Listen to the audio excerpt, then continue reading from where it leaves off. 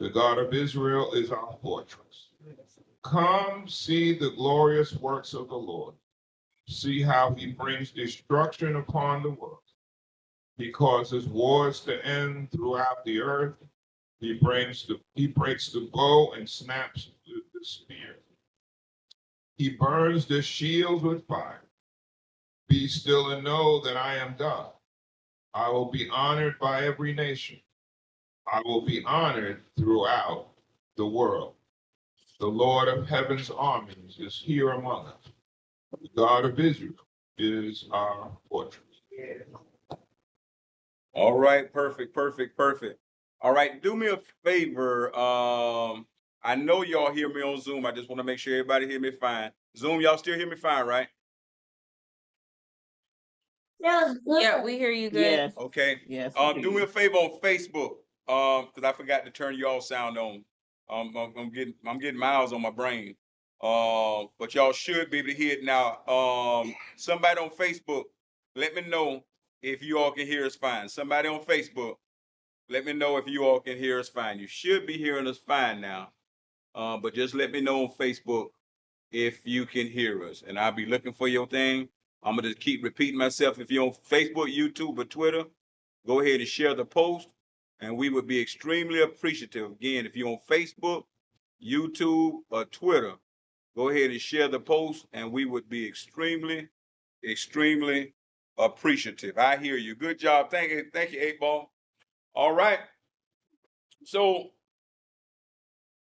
tonight, what we're going to talk about is, and let me go ahead and put it in the thing, so just in case we forget. Yet there is hope. That's our title. Yet there is hope. All right, and so I'm gonna put that on the post. Yet there is hope. So I'm gonna tell you where I'm coming from. So we got a lot of young people getting killed. Yes, Lord. A lot of things going on in our society. But there's still hope. There's still hope. We're gonna look at the book of Ezra. That's gonna be our base scripture. But then wherever you want to pull something from, definitely feel free to do it. But we're gonna start out in the book of Ezra. Some people they wonder, if there is a God, how can he allow tragedy to happen? I mean, y'all done heard that quote. If there's a God, how does he allow this to happen if he's so lucky? But I'm telling you myself, I sometimes wonder, how can he love me so much that he would keep forgiving me? That's my bigger question right there. How does he love me so much where he keeps forgiving me? Not so much if he really exists, how he allowing these things to happen. I'm wondering, how does he keep forgiving me? If any of us are married, ever been married, somebody cheat on you one time. Women, they're a little bit more understanding. And so women might forgive you once, twice, maybe 3 times a lady. But brother, it'd be hard for us to just get past the fact that another man that touched that woman. And it's hard, when we sin against God, we're being unfaithful to God. And it amazes me that he keeps forgiving us. I'm thankful that he's nothing like us. Because if we was as unfaithful, if somebody was as unfaithful to us as we are to God, we would never keep forgiving them like that. One word to come out of my mouth, I ain't stupid now. Is God stupid? Or why does he keep forgiving us over and over? And so that's more of my question. But there are some people that wonder, if there is a God, how does he allow tragedy to keep on happening? I think I was at the city commission meeting last week, and I think we was up to like 7 homicides. And I think in the last week, I think it ought to been 6, you know. And so we done almost double that. And just kids dying, you know, on top of adults, you know, but a lot of children are dying. And but I think it's still hope. Yeah. I think it's still hope. Look, somebody read for me Ezra 1 through 2a. The first, don't read all the 2, just the first part of 2. It should, oh, I don't have it up there for you. Okay, it's in Ezra chapter 10, verses 1 through 2a. While Ezra was praying and confessing, weeping and throwing himself down before the house of God, a loud crowd of Israelites, men, women, and children gathered around him. They wept bitterly. Then Shecaniah, son of Jair, one of the descendants of Elam, said to Ezra, "We have been unfaithful to our God by marrying foreign women from the people around us. But in spite of this, there's no, that's good right there. All right.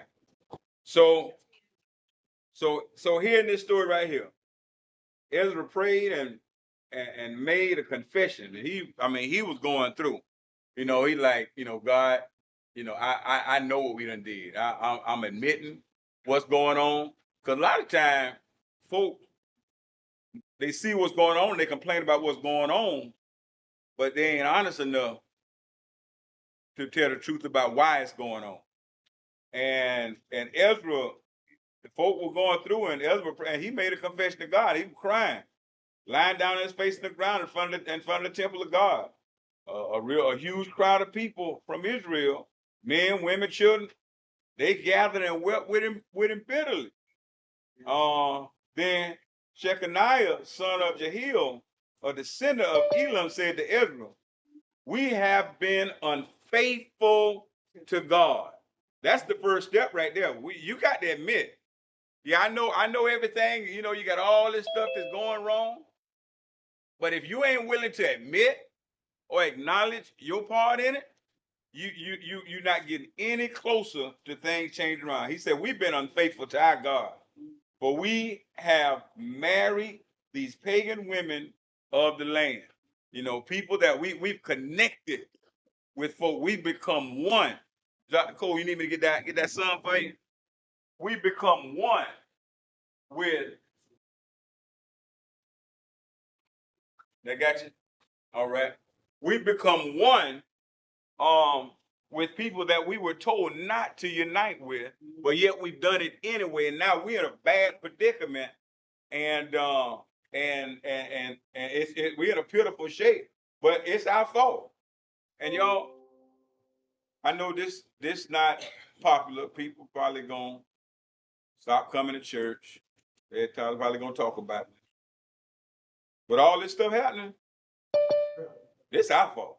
Yeah, exactly. And when I say I'm just being kind and ain't pointing the finger. But how your child? I know everything ain't got to be like it was when I was growing up. But one thing I did know,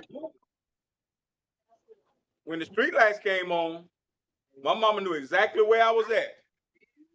Why? Because all she had to do was go somewhere in the house. Because I knew that I had to be in place. But how you have a child, I mean, 14, 13, 15 years old, and they out 11, 12, 1 o'clock at night, and you don't know where they at. But now we want to blame people. I know people gonna hate me because everybody want me to say that all these people everybody else bad. The city ain't getting enough money. The county ain't getting enough money. Ain't this, ain't that. People should. The patrolman, they shouldn't have did that maneuver and all. Ain't nothing for the. It ain't gonna get until you admit, and until it don't matter what's going on out there. If you doing your job as a parent, What is your child doing out there at that time or night? Yes, ma'am. Today I was over at JTech, and I don't know why this disturbed me, but it did. I was in this classroom, and this young man walked in, and he had a negative facade about him. And he went to the seat and came back, and so when I looked at, and he got up to go to the bathroom, how about he had an ankle bracelet on? You know, and I'm going, oh my God, they allowed him to go to school? Oh yeah. That's why they're allowed to go to school. Because he got that monotone. I know exactly where you at. And then a lot of times, mama can't make him stay home. Being time for curfew, when he checking, when they checking on him. But see, kids know it's almost aggravating to have to deal with kids. When I was in St. Johns County, they hated to arrest kids. Because what happens is we didn't have a juvenile assessment center in St. Johns County. And so when you arrest a juvenile, you can't take them to jail. You got to take them to the juvenile assessment center was in Daytona. Wow. And so they did everything they could not to arrest the child. Yeah. And then the children know even if you get me 21 days, I'm out. I'm out. They know the system. And so if home ain't doing nothing to curb this, and all home doing is complaining about what everybody else doing, you're gonna get what you're gonna get. You got to be honest. They was honest in this story right here. Go ahead, Felicia. You about to say something? I think a lot of the parents nowadays, this particular generation, is being more friends to their kids than parents. And you cannot be your child friend. You got to be the parent and let them know who's in charge. Not let them say we gonna be down together with this. And it's gonna hurt in the long run. It's gonna hurt. They might not like you. Right. But if you don't parent the children, by the time they 11, 12 years old, you might well forget it. You can make as much noise as you want to. My little nephew, you know, my nieces and nephews, they going through it right now. You know, mom just passed away, they going through it. And now the uncle that the mama used to call when they was acting up, now they got to live with that uncle. All right. And they got to live with him. And so I was trying to let one of my little, you know, the oldest boy, he a senior. So, you know, a month away from graduation, I don't want to pull him out of school. The young girl, the youngest one, I pulled her. She got in school a couple of weeks ago in Gainesville. The second boy, 10th grade, I was like, maybe I could just let him finish school. Brother take good care of him. They do right. But I saw last night it ain't working. It ain't working. They just not, you know, as a 10th grade, I definitely couldn't try to take care of myself and go to school. And so I was like, I said to myself, I can't put that kind of pressure on him. And so last night, I'm on the phone with him and talking to him, and I'm telling his sister, she can graduate from college, the oldest. And so I said, I can't put this brain Zion to Gainesville. I'm gonna enroll him in school in Gainesville tomorrow. I'm gonna try to wait till the end of the school year, but it's just he too young. I can't do that. And well, he got mad. He ain't saying nothing now. He crazy. But you could just tell, got real quiet. And so sister was kind of talking to you. See what Uncle Ron's saying? I said, hey, it's not a negotiation. Go up in the room, pack your clothes, and bring them to Gainesville. Y'all coming to Gainesville. This wasn't a negotiation. This is what I feel as a caretaker. And I know it's what my sister expected me to do. And so we ain't got to convince nobody that this is the best thing. I think this is the best thing. And in an hour and a half, you know who was walking through my door. And because it wasn't no time for debate. I can't allow him to I'm the parent. Right. Well, this guy I'm the uncle, but I'm the guardian. Right. And so I need to be, it don't matter if they find it difficult to deal with our decisions. If we know what's best, make a decision. But there's so many of us that won't make a decision to parent our children, and now they get out there And I think Nick was sharing with me. I think one of the funerals, the kids were saying we don't have nobody look at this and that. I feel bad for the children, but it's people up here to look out up to. It's people out here. There's people out here. There's people all over the place. There'll be mentors. There's people all over the place. They got programs. There's people out here. But there has to be a decision in the house. What's more important? What's more important? How many in church on Sunday morning? That ain't even important no more. They come to church for funerals. But here, Ezra, he knew they was wrong. In his prayer, he confessed it. I'm wrong. And when the man of God confessed that we wrong, the people, women, men, children, they saw it and they began to confess. And somebody told on himself. I know one thing we doing wrong. I can't talk about your sin, but we marrying them pagan women. I'm wrong. And the first step to us getting out of this place, and it ain't all black people. I don't even want to fool nobody. It ain't all black people. It's a lot of solid black people with children that's doing well, come from real solid home. But it's some of us that ain't got, and it don't have to be there. I know people that poor, that still raise their children right. And I know people that got money that don't.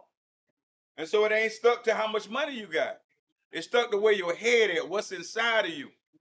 And when you abandon God, when you abandon what God said, they realize we abandoned what God said. That's why we're going through what if you don't ever come if you don't come to the point of being honest with where you at and why you going through, it ain't even gonna start.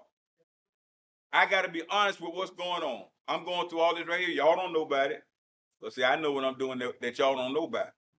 I gotta be honest with myself and admit to myself, this man here came out in front of everybody.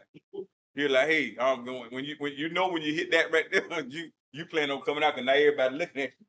They're looking to see what you're doing now. And so, as a people, and no way do I want to say that all of us are that way. White folk want to believe that we are this way, but they crazy. I'm just as smart, if not smarter, doing just as well, if not well, than I know a whole bunch of other black folk. They got a whole lot of sense, and so they want everybody to think that all of us ain't messed up. But it's too many of us that's messed up because we making a choice to stray away from God. The Bible says, train up a child how? In the way. Train them up in the way. Get them children in the way. I am the what? The way, the truth. Train up a child in the way. Jesus said, I am a way. Train up a child in Jesus. And when you don't do it, and things happening, and you say, if there's a God, how could you is there something that you need to admit to inside of you? I ain't pointing no fingers, but I can sit up here and lie to you. And I ain't talking about y'all. I'm talking about anybody left. I can sit up here and lie to you and make you think it's somebody else's fault. But if you ever get a chance to look in that mirror, you realize, you know what? I ain't doing my part. I'm trying to get out there and party. I need to be raising these children. I'm trying to still live my best life. And my children I ain't checking no homework. I'm expecting the school to do it all. And I don't even make them get up to go to school. That's the biggest problem with Lake Forest. Everybody why they about to shut down. The biggest problem is the kids don't come to school. Wow. They don't come. How many of us, when we was in the 3rd grade, got up on our own and went to school? Ron, get up. Yes, ma'am. And I started. It was an adult that trained me to get up, to do what I'm supposed to do, and then go to school. But if the adult ain't doing that, how you expect a 2nd grader to do that? Do a 2nd grader drive? Let them have all of those devices that Yeah. all times of night. 3 o'clock in the morning. They don't have no time to go to bed. They go to bed whenever they want to, And so of course when it's time to get up, they sleep. Because they done probably just went to sleep. I saw a little boy, this wasn't this year's summer camp, 3 years ago in summer camp, a little boy that went to that summer camp. I saw him comment on one of my videos, 3 o'clock in the morning. I got on there and said, boy, go to sleep. This boy was about the 4th grade. What is a 4th grader doing on a device at 3 o'clock in the morning? My sister, my sister, I found out, I ain't know it till, my sister, 12th grade son, she put it on all of them this and now, but we had to go and figure out how to get in the phone and share the set. Her 12th grade son, she shut it down at 9 o'clock. The phone. It's some kind of thing on there. So after 9, he can't even get calls no more. He can't make calls. She did that with a 12th grader. It's 6th grader around here walking around with a phone. But she made sure he understood, and he didn't complain. I called him one day. That's why you picking the phone. Oh, mom has my phone the way it shuts off at 9. I'm telling this boy getting ready to graduate in 3 weeks. But mama made sure that stuff didn't get a hold of her son. You can have it, but we're going to be wise. I'm training you on this thing. I'm just not going to release you on it. I'm training you on it. If we don't train, we're going to get what we're going to get. And then they're going to get mad at people like me. Going to get mad with people like us. They say, go look in the mirror. When we want to blame everybody else, we saying, go look in the mirror. What they doing what they doing. Yeah, shouldn't happen, but what they doing. And if that's some family, I'm sorry, y'all, but I'm telling the truth. Telling the truth. Yes, ma'am. I cannot that. One day I was leaving East Side, it was about 11 o'clock. And I saw in the morning? Yeah. And they were just on their way to school. I know it every morning. And I scratched my head because I knew 3 of them. I know. And I closed my eyes, I stopped the car, and I said, what did John Lewis, did he see something? Say something? So I called him. Mm-hmm. I sure did. Just get to school. 11 o'clock. School started 8:20, I think, or school started 8:20. And 11 o'clock, y'all just walking in. Train. How you complain that she pregnant if you ain't training? All kids need is a little corner in the school. All it takes is a little corner to get pregnant. The deans, they constantly looking in the bathroom during lunchtime, making sure ain't nobody slipping. Yeah, all it takes is it take a corner and 2 minutes. Because the training. I know we did some dirt too, but if you in dirt and ain't got no training, the training, I might not be scared of Jesus, but I was scared of my mom and daddy. I'm gonna lie to you, I wasn't scared of Jesus, but I was scared of mom and daddy. Training makes you feel. Training put fear in your heart until you learn to fear Jesus. But when you don't have the training in you, you fear nothing. The cops can come up and try to. When I was out there, me and Nick went out there after the lay had their service a few weeks ago, and all these kids out there fighting at across on the pool by Citizen Field. Man, them kids wasn't even scared of the cop. Normally, when the cops come out there, people start, man, they pushing the cop back. Cop done he got his lip busted. No fear. I saw a hand. That was Rem Rogers. Yeah, I was a volunteer at Bull House at the attendance office, and school starts like at 8:35 or whatever. And the kids are late. They got to come in the attendance office, get a note, bring it to the teacher and what have you. And what was happening is school starts at 8:35. Mm-hmm. These kids will call their parents at 9 o'clock and say, I don't feel well. Did you come get me? Yeah. And if they cough, the school can send them home. And they come, and I remember this one black parent, she came into the office. I knew she was upset. I could just see the smoke coming out my ears. I didn't want to say anything to her.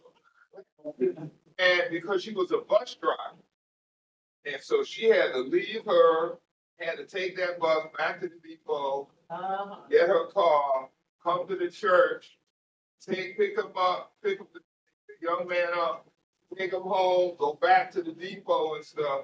And I said, it's only like you go to school 8:35 at 9 o'clock. Oh, wow. Man, my mother told me, said, look, if you get sick, you better suck it up. Yeah. You better go to the nurses. You better go to the nurses station. I ain't coming to pick you up. But that was out there next to our house. Y'all nursing station was out there next to our house. It was out there next to our house.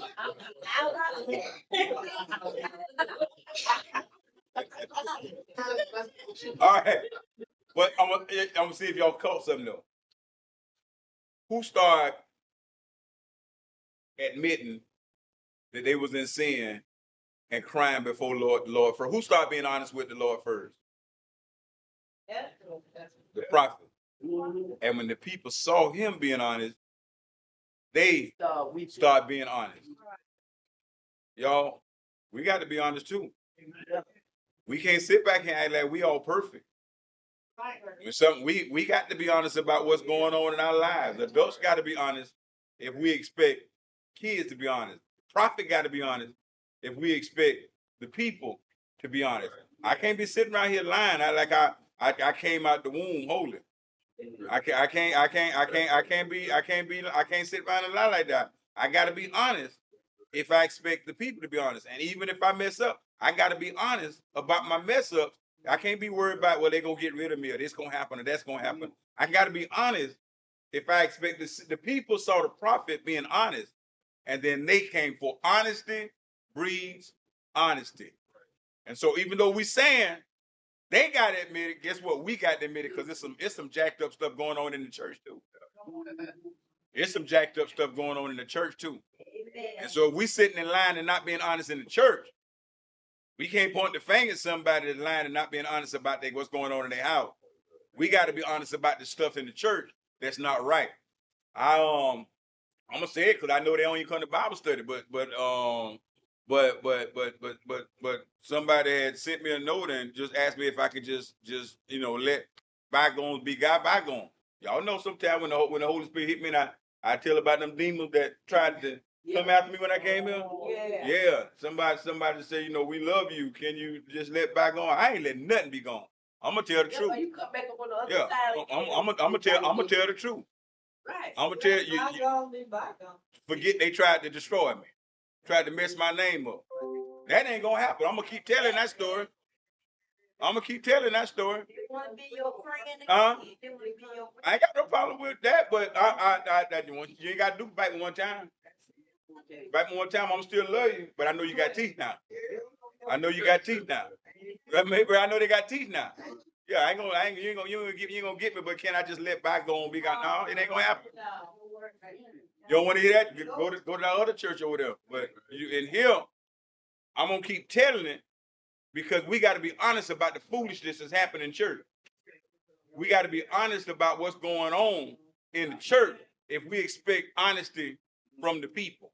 And I'm not gonna sit up here and act like this is a perfect church. When I know it's a lie. Now I'm telling you now, we getting real close.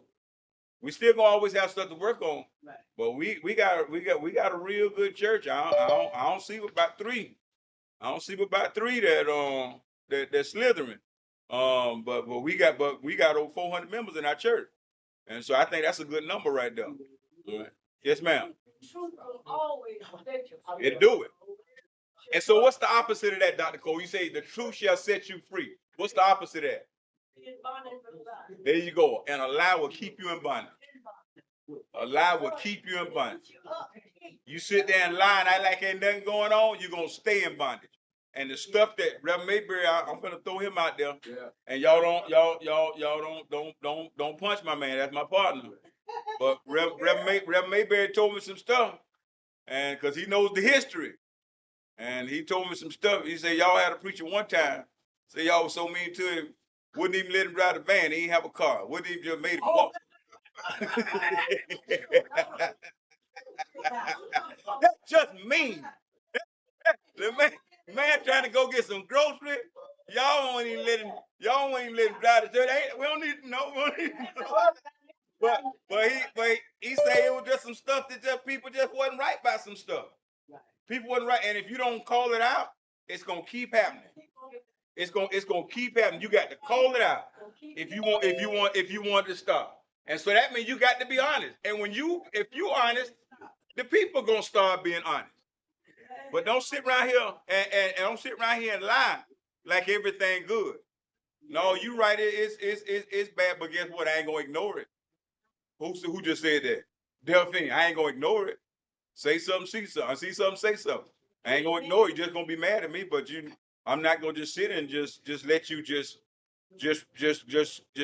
run crazy. Now I'm gonna do it wise. I'm gonna do it at the right time. I ain't flying up there. I don't do stuff foolish. But it's gonna be said. You remember the other day when Sister Johnson and I were working back there in those papers, and we asked you to read something? That's a perfect example of what you're talking about, that we're not perfect. You remember? I ain't read it. Did I read it? You laughed. Huh? You laughed and said, y'all was like that? But if you let the stuff go on, it'll never change. Keep getting what you get. You're gonna keep getting what you get. It'll never change, just like a child. If you just let the child keep doing wrong, they're gonna always do wrong. And you can't, that's not the culture you want. That's not training. So if we ain't training in the church, how we gonna point a finger that somebody ain't training outside the church? The example got to be first done inside so they can see it, and now they can go home and practice what they seeing happening in the church. And so they might be practicing what they seeing in the church. They know all the foolishness, and now they practicing that foolishness. Yes, ma'am. I'm gonna tell y'all a little story about what happened when I was like 17, 18 years old in 12th grade. And that was when they had the red two spot. I know about red two spot. Oh, I go down there. Yo, they want you on that microphone. You said red two spot. Carol said, let me hear what you're talking about now. Hello. Okay. I would go down there that red two spot. So mama say, tell you what, you not in here by midnight, I got something for you. So okay. I went on down there anyway, and I had me a good time. Come back. I only think it was like 5 after 12. Tried to get in the house, door was locked. Door was locked. How old was you? I think I was about 17, 18. In 12th grade. Okay. And door was locked. And my brother that I'm next to, he stayed up on the front porch with me all night. Keeping me company. But that next day, I got a whipping on my behind. I never forget it. I ain't never put that on again. Felicia didn't open the door. No. Just left you out there by yourself. Left me out there. My mom and dad. You got to train. You got to train. You spare that rod, you gonna spoil that child. You keep listening to them folk tell you how to raise. Our ancestors knew what they were doing. I got some whipping that I thought was gonna kill me, but they ain't killed me. They ain't killed me, and half of it was a short. I figured if you cry louder, it'll make the beating shorter. But your parents wise. They know it's something bad. They just know.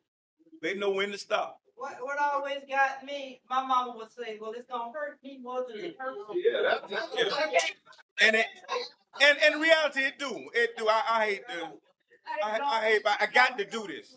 I got to do this because I don't want you in jail. Because see, when they beat you in jail, they ain't gonna know when to stop. When that cop arrest you and beat you in the back of that car, he ain't gonna know when to stop. But if I can put some fear in you right now, you ain't got to worry about going in the back of that car. Yes, sir. Yeah, my thing is, why do you have these sayings while you get But it do, it's hurting them. But that was worse. I mean, it's bad enough you getting your butt beat. She said, this hurts me more than it hurts. And I asked her one time, I said, if it hurt that bad, why are you whipping me? Oh, so now you're gonna get another one. So Ezra, he prayed. He said, you know what? I admit I'm wrong. The people saw it, and they say, you know what? We admit that we wrong, and as a matter of fact, we're going to identify one of our sins right now. All right?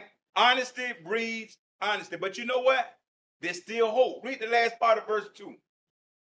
But in spite of this, there is hope for Israel. Despite of that, we done did wrong, we suffered, but there is hope.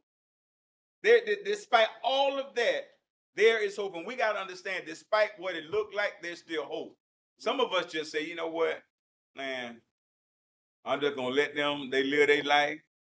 They don't want to listen. That ain't got nothing to do with me. But the reality is there is still hope. If we can just touch one, if we can just touch a couple, help them. Because most of them doing what they not doing it because they don't, it's not that they don't want it. Our people are 3 generations removed from Jesus. It started in the late 80s. Oh, yeah. It started in the late 80s. We 3 generations removed from knowing Jesus. Every black person before the 80s, they knew something about Jesus. Daddy could have been a drunk, but mama was in church. They knew something. They had some idea about Jesus. We in the 80s, our folks started going. I met one of my frat brothers that and he told me he ain't never been to church. I like, never? I ain't never heard of a black person. But I bet right now it's a whole bunch of black people that ain't never been to church. They don't care nothing about Jesus. And so now just imagine, you got grandparents. Yeah. You got young grandparents like me that don't know nothing about Jesus. People under 60 years old. And so now, not only did they know, they didn't train their children to know. Them children that's 30, 35. They don't know. And then their children that's causing chaos in school. They don't know. And so it ain't the child fault.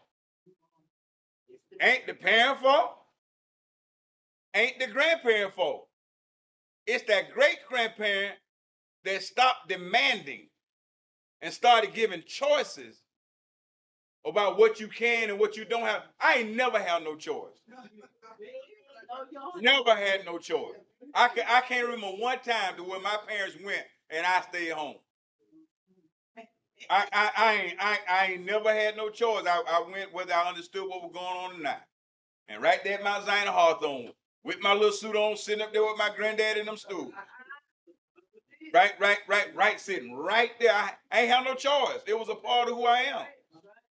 But you got kids that's not getting that kind of training. And then on top of that, the church ain't demanding that we act right in the church. We come in here and act like a fool. Roll eyes with the best of them. Have attitudes with the best of them. Treat people wrong with the best of them. And if we allow that to happen, we're part of the problem. Y'all know I love y'all, right? Yeah. I mean, I love everybody, but everybody ain't called to do everything. And the reason I changed things around and put Dr. Cole over serving the food, it ain't her job to cook it, but it's her job to put a team together that's going to be respect for the people. If you're asking for 5 pieces of chicken, you must be hungry. Exactly.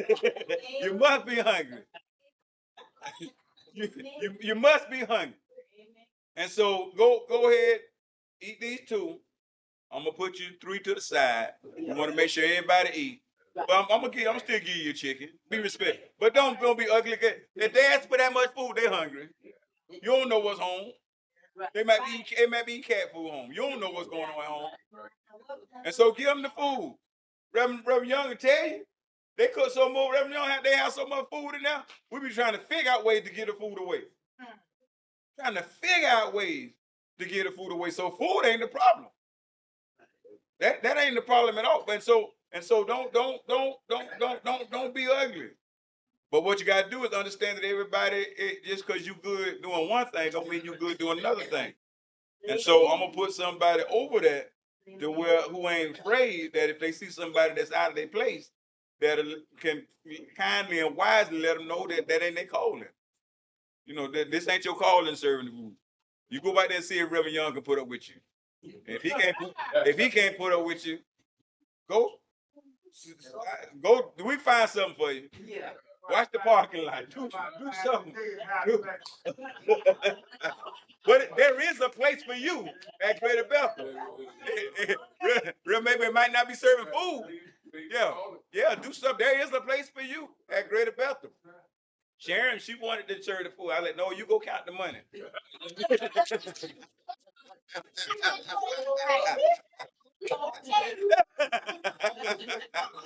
No, I'm just messing with Sharon like that because that's my buddy. And she know I ain't telling the truth about that.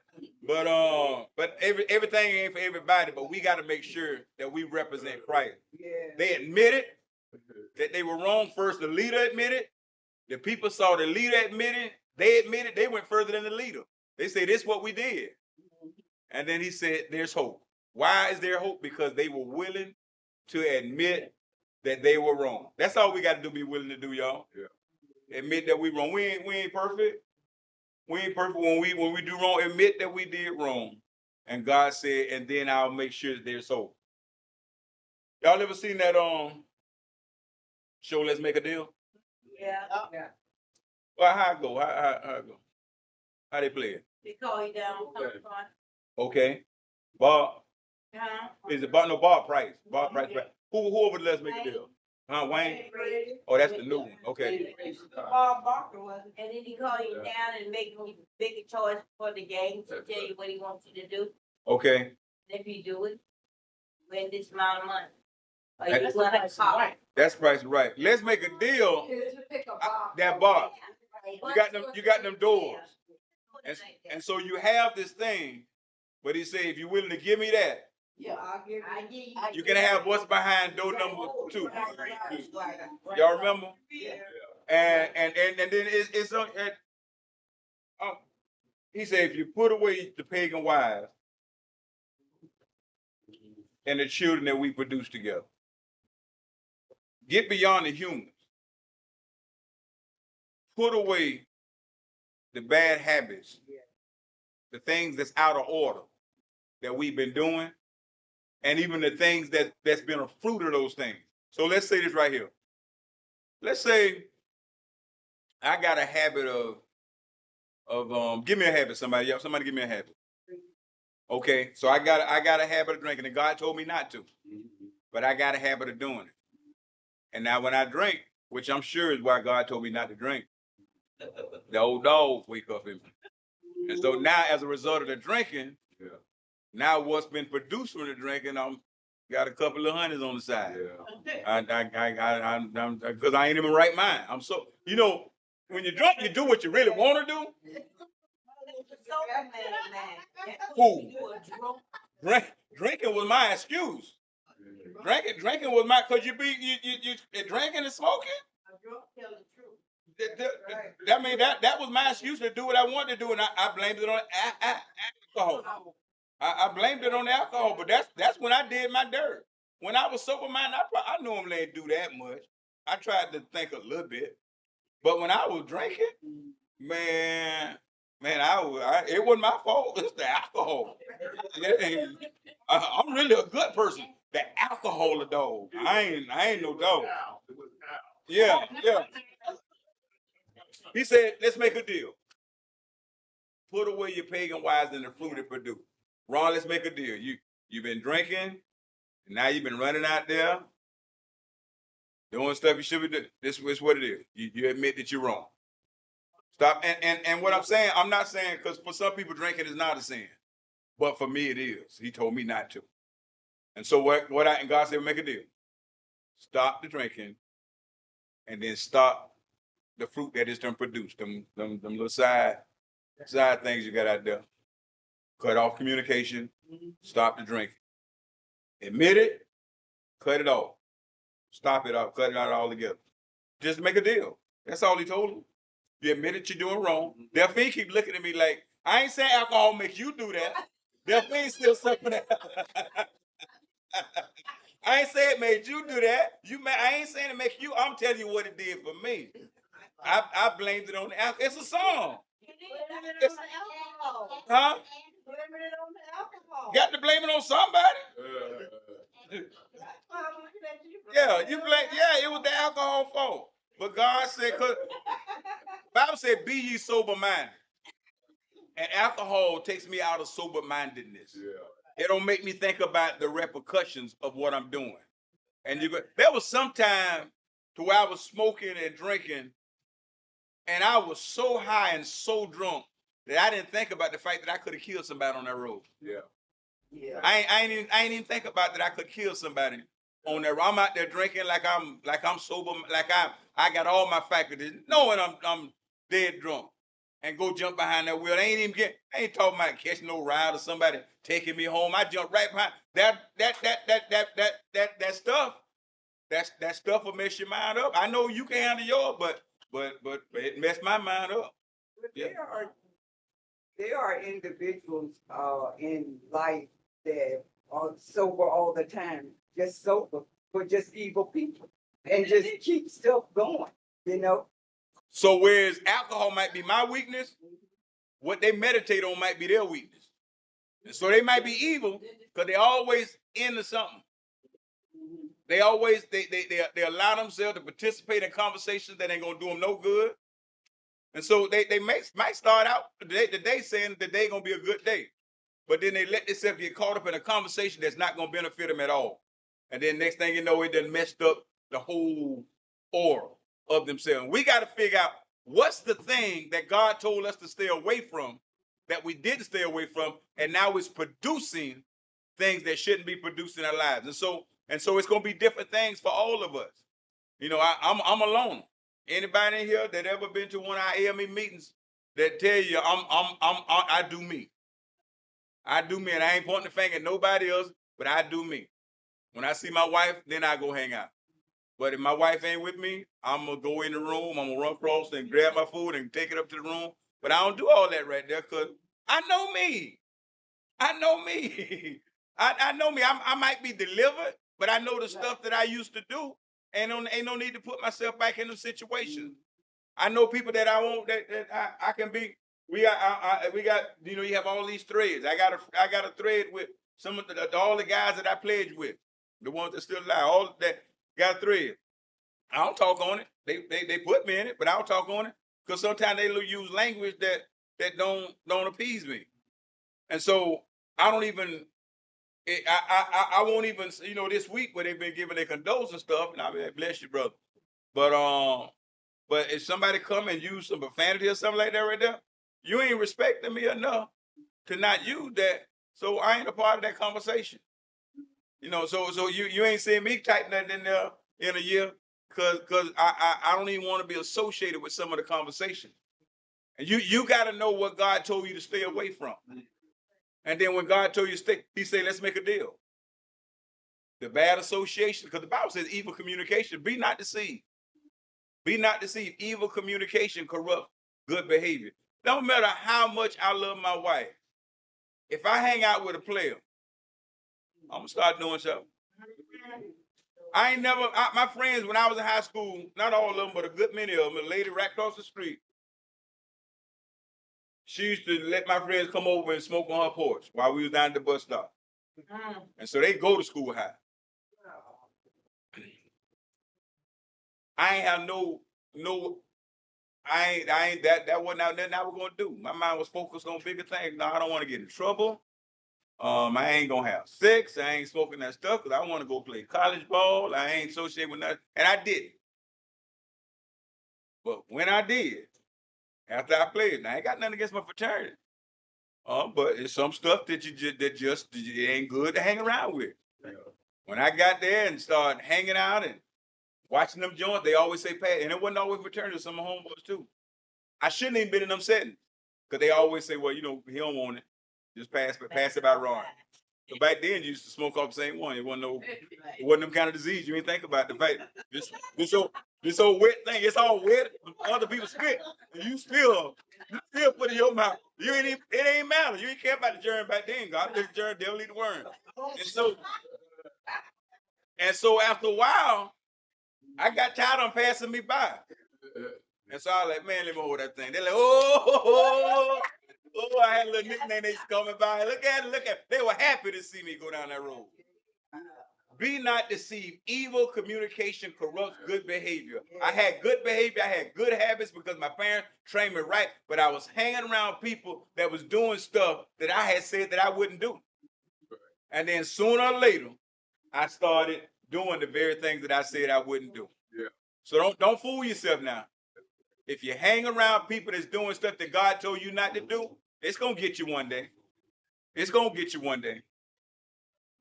The wife would normally have the more influence over the faith of the children. But bad habits are usually noticed more than good habits. Read verse 3. What does verse 3 say? Let us now make a covenant with our God to divorce our pagan wives and to send them away with their children. We will follow the advice given by you and by the others who respect our commands of our God. Let it be done accordingly to the law of God. Say this is what you got to do. The stuff that you're doing, the bad association that you got, as much as you love them, as much as you love them. I got some cousins that I grew up with that I like a whole lot. I don't deal with. I'm not gonna deal with. I'm not gonna because I used to be the one at the family gathering to go get in the car and drive off and go smoke some weed. That used to be me. And so now the ones that still do it, I love you, cuz, but when I know you've been drinking, I know you've been sober, we ain't got no conversation because you talk silly when you like that. So I can't even associate with you. I still love you, but I can't. So man, the anointing is too hard to get to be willing to sacrifice it over something as foolish as hanging out with somebody that's choosing to be foolish. I'm not gonna sacrifice my anointing just to be around somebody. And he told him, he said, let's make a deal. You admit you've been wrong. But let's do it. Let's do this right here.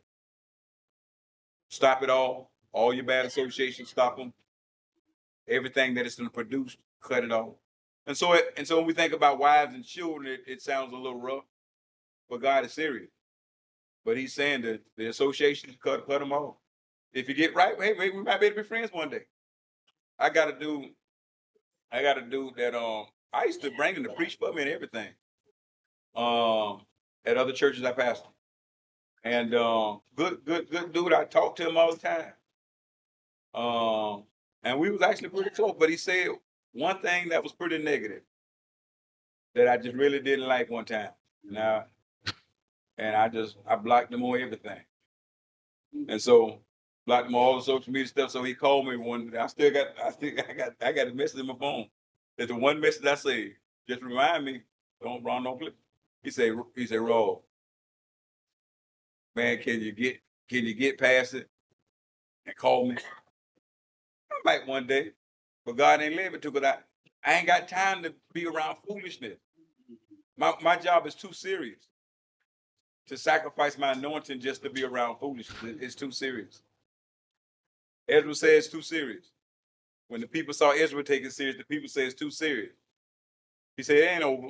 I know everything bad for you, but there's still hope. All you got to do, cut off the association and get rid of the fruit that it done produced. And you can get it all back. There's still hope in our community. They come on back to Jesus, cut off that foolishness that they're doing, the stuff they committed to, and come on back. But how will they know? How will they know? We got to tell them. Stop playing with them. How will they know if we don't tell them? We know what's wrong with them, but we won't tell them what's wrong. It says, get up, for it is your duty to tell us how to proceed, setting things straight. Get up. I appreciate you down there praying. I appreciate you down there confessing. But now it's time to get up. Get up and get instructions and go and do what the Lord said and watch it come back together. As a church, if we do right, people gonna see us doing right. If we go out and we don't show something different than we preaching and talking, people gonna see it and they gonna do it. And the community's gonna get better. Ain't no need to judge nobody, no need to look at nobody and say, well, I think they do it at the dump. Leave it alone. Leave it alone. Let them come and worship God. Let God do the cleaning. I don't want nobody cleaning me anyway. They might cut me. Let God clean me. Let God clean me. Y'all might not be that good with knives. Let God clean me. Anything else? Anything else? There's still hope. Don't give up, Betty. There's still hope for that little boy. Elijah, Isaiah. All right, there's still hope for Isaiah. There's still hope. Because he lives next to Betty. Betty gonna put that word in him. Just keep doing it. Get up, get up. That's all right, Betty. Betty gonna put a seed in him that's gonna start growing one day. One thing about it now. One thing about Isaiah. I don't care who out there messing with him. And he done had a rough day, a bad day. And he can hear me open my door. He coming to the fence and say, hey, Miss Betty. He might not talk to nobody else. But he gonna say, hey, Miss Betty. Keep putting them seeds in it. Isaiah gonna be great about the pastor one day. Keep putting them seeds in it. He's such a I just wish I could just take him. I tried. And I tried. But Just pray to the Lord before you move. All right. I think him gonna work out. I got Yeah. him on the prayer list. I got him in the kitchen, sitting on the table, there's a picture. This the one thing about seeds. One thing about seeds, if you got enough in you, one day the rain gonna come. The rain gonna come. It could be the worst day of your life. It could be storming. But that storm gonna cause something to be produced. Storms are necessary. Can I say something? You can say two things. Go ahead. Go ahead. Look like everyone push him away because he can't ride the bus. They done kicked him off the bus. They kicked him off the bus. He done went to the school, tore up the hole, just took his hand down. They done kicked him out of the regular class. Computers off. Kicked him out of that school. And now he's going over to the school. Kirby Smith, not Kirby. Hey, Quinn Jones. No, he don't pass the Sit the Lanier. Oh, He gonna sit the Lanier now. And the bus driver in the morning, he be just sitting out there waiting on the bus. And he heard me open. He can hear me open my door because my door got small on it. He hollered, hey, Miss Betty, they won't let me get on the bus this morning. I said, what did you do? I ain't doing nothing. I ain't doing nothing, Miss Betty. I said, you had to do something, tell the truth now. Miss Betty, I did this boy, he hit me and I hit him back. I said, didn't you do something? They don't want you to hit on these kids. Well, I guess I'm gonna be home for 2 more weeks. I said, well, school got out then. That was the plan. He can't count. He can't tell time. Miss Betty got him, though. Miss Betty got him. The Lord put him next to Miss Betty for a reason. Miss Betty gonna keep putting them seeds in. Miss Betty gonna show him what he's doing wrong. Miss Betty gonna show him that he can do better. Miss Betty gonna tap that potential. And he know if he hungry. I can come in my house. And he gonna say, Miss Betty, got no need. There's still hope for Isaiah. That's right. Yeah. There's still hope for Isaiah. Because we patient with you. Yeah.